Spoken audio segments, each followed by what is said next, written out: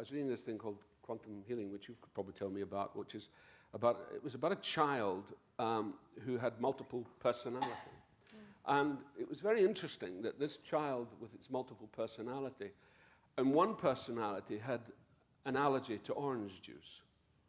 And yet in the other personality, when they did the blood work, there was none.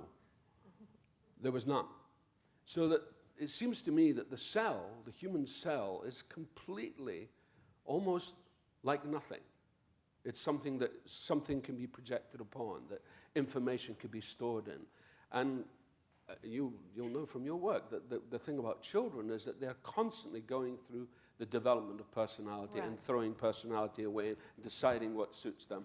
And we're constantly struggling with them because of the parts of their personality we don't want them to have, that they are adopting. Well, I think this is one of the places where developmental psychology speaks to philosophy, because there's been a long philosophical argument for many, many years from Descartes, who thought that the self was the one thing that was absolutely fixed and that we knew about. So, the cogito ergo sum is, I think, therefore I am. I know about myself, if nothing else. And then other philosophers, like David Hume and like the Buddhist scholars who actually may even have influenced Hume, argue, wait a minute, no, actually, if you look inside of your head, what is this self that you keep talking about? That what it is something that's an invention, a construction.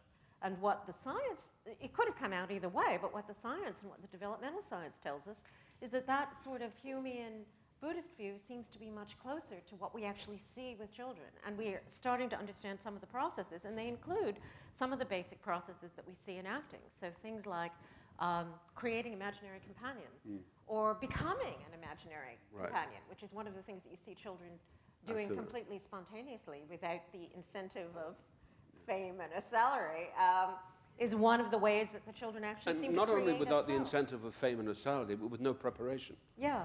With absolutely no preparation. They don't research. Children don't research their roles.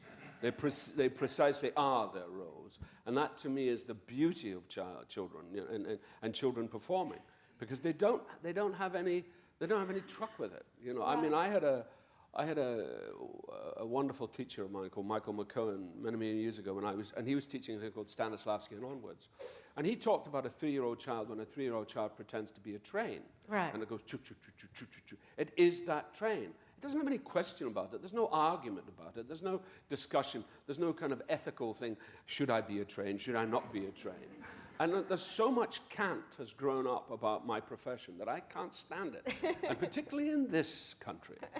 In this country, they've sort of hijacked certain things which, to me, are kind of anti-acting. Because actually, any great actor has to spin on a dime.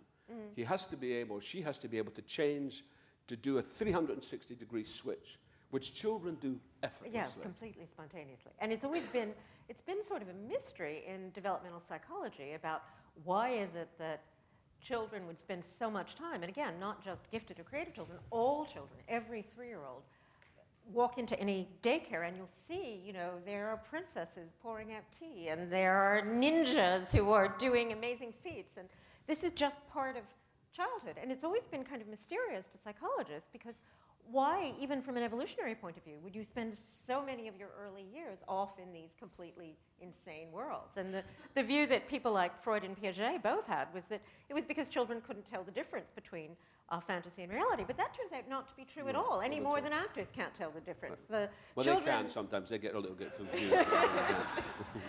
I mean, the children understand the difference between the real world and the fantasy world perfectly well. They just don't see any reason why you should live in the real world instead of the fantasy world. And it turns out that that ability to do things like pretend or to have an imaginary companion is very connected with children's ability to understand how both they and other people around them work. So it's as if this exercise of what would it be like to be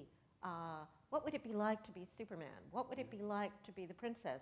That exercise is part of what we all have to do to figure out the truth about ourselves and others. And that's partly because in a way there isn't a truth to find out about. It's a truth we have to create.